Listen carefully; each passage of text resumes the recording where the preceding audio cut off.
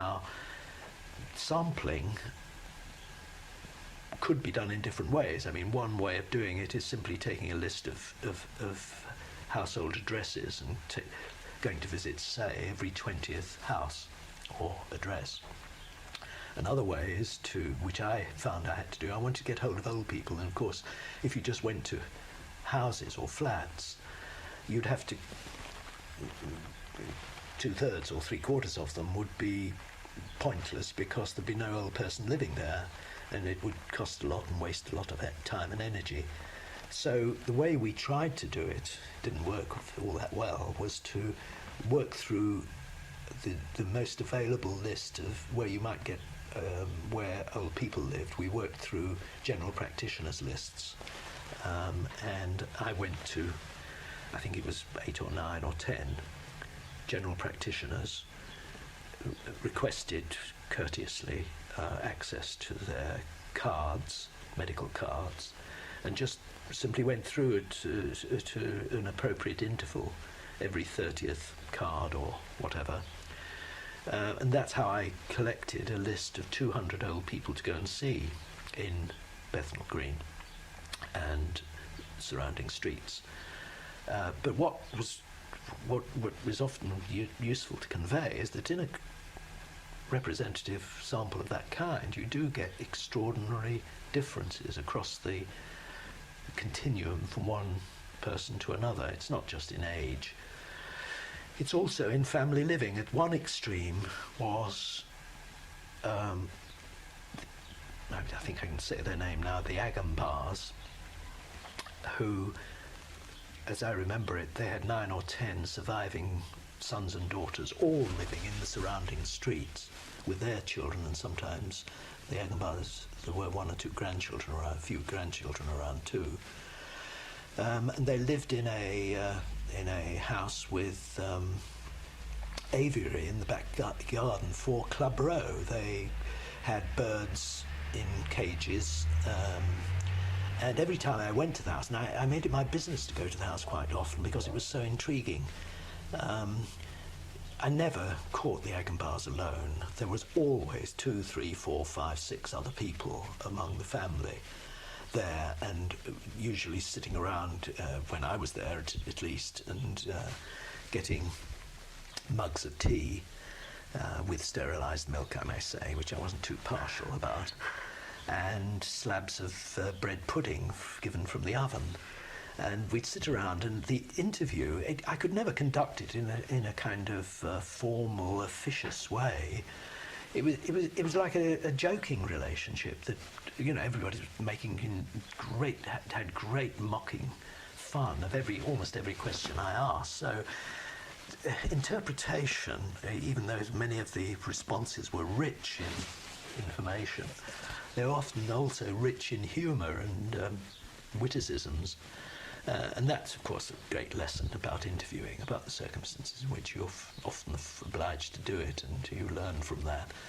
But it was like meeting a tribe, because they had literally something like 80, 90, 100 related people in the surrounding streets who had differential relationships among and with each other. And there were then outings from the pub. I got to learn about pub outings where a whole extended family would go.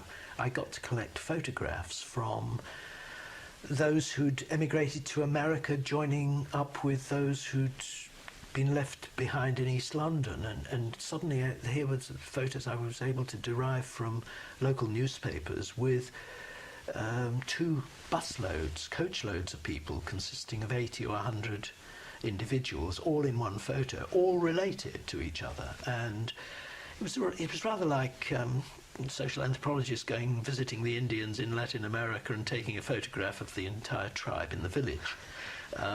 Now, yes, that can be exaggerated and overdone, but there is absolutely no doubt whatsoever that a great deal of life in Bethnal Green was governed by that kind of experience of extended family relations. Okay, many people may have only had day-to-day relations with 4 or 5 others, let's say, but though they met a lot of others at times at the weekend for a drink, or they went to weddings and funerals where they might meet 50 or 100.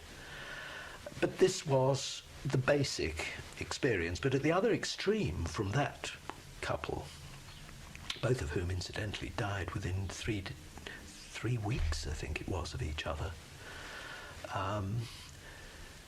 was a single woman who was the only daughter of an only child. And she lived in a 4th floor room, it was hardly a flat, in a set of industrial dwellings which are quite familiar in the East End of London and still are to a point, although I think a lot of the single rooms have been knocked together. She lived in this single room. I've never forgotten her, because when I first interviewed her, I didn't really believe what I obtained from her in terms of information, because she was, as I say, an only child of an only child. Her mother had died 30 years previously, so she apparently lived on her own. She'd had nothing to do with her father, or he died when she was a baby. She was a spinster. She seemed to have no relative. The only person she appeared to have anything to do with was a neighbour 3 or 4 doors along, who perhaps once a fortnight, rather than even once a week, exchanged words with her on the landing about whether one or the other would get the other a bit of shopping. I mean, they did a little bit of exchange of that kind, but that was the only real contact. This woman went to the local library to look at the newspaper. It was a bit of a routine. A lot of people living alone who are elderly and who feel very constrained, especially women, because of gender differences, gender inequalities, they do live extraordinarily constrained lives. And she had a mandolin. She had a single iron frame bed. And she had a mandolin under the bed, which she occasionally took out. And once she took it out and demonstrated to me this was one way in which she filled her time and entertained herself. But it was an extraordinarily restricted life, not very much more than what we would regard as the experience of imprisonment. And I deliberately went back several times, tried to keep to know her, and she enjoyed those visits, I know, but particularly I'll never forget going to see her on one Christmas Eve. I think I took a box of biscuits. And the only sign of Christmas was a piece of Woolworths wrapping paper, Christmas wrapping paper, stuck up over the mantelpiece.